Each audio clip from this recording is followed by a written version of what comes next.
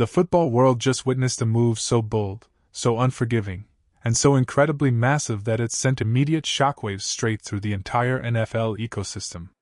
One of the most explosive, dynamic wide receivers in the league was just shipped off in a blockbuster trade that absolutely nobody saw coming, leaving the fan base completely fractured on whether this is a stroke of pure organizational genius or a catastrophic disaster.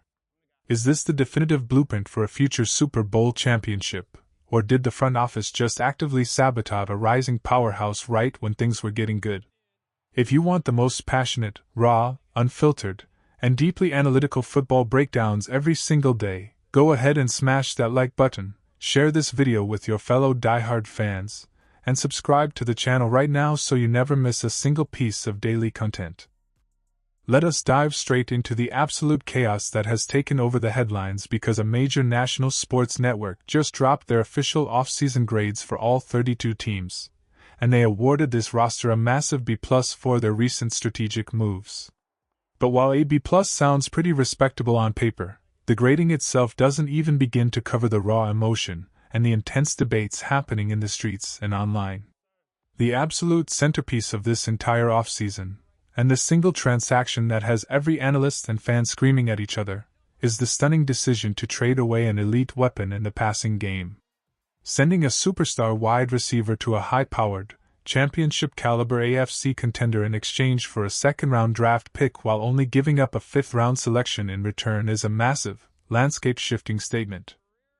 On the surface, trading away an iconic playmaker who delivered legendary regular-season walk-off wins against our bitterest rivals and unforgettable, clutch playoff moments sounds completely insane. It feels like a punch to the gut for a fan base that finally felt they had a true star to rally around.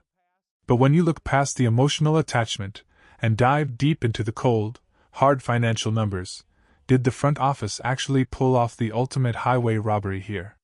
To understand why this happened, we have to look at the brutal reality of the situation, no matter how much it hurts to admit.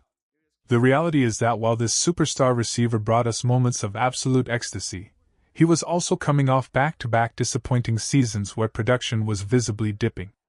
At the exact same time, that massive 4-year, $110 million contract extension he signed was just about to start heavily hitting the salary cap with maximum force. Think about that for a second from a management perspective. Getting an opposing front office to take that monumental financial burden entirely off your books while simultaneously extracting a premium second-round draft asset is an unbelievable piece of executive business.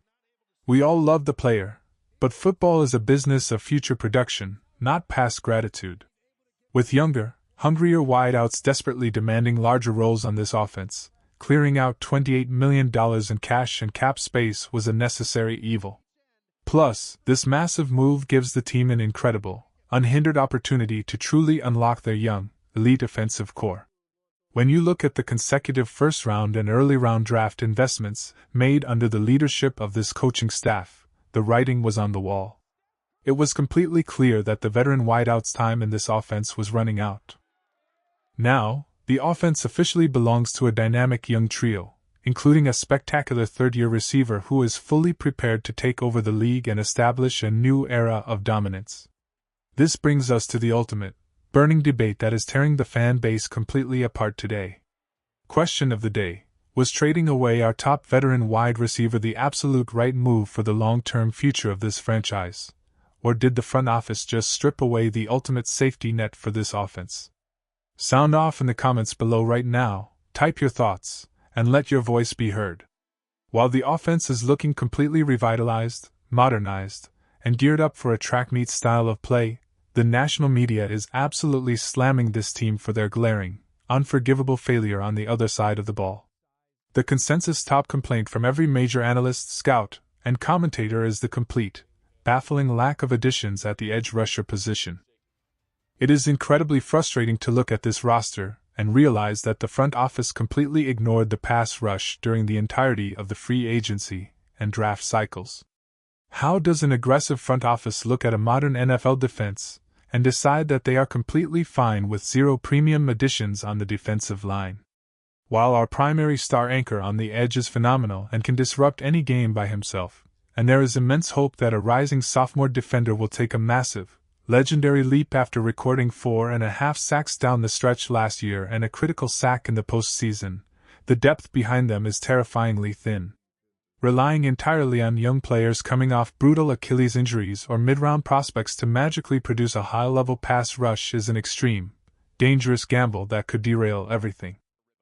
The front office easily could have signed a high-value veteran pass rusher to solidify the rotation and provide some proven insurance, and the fact that they chose to stand pat leaves this defense in a very vulnerable, volatile position.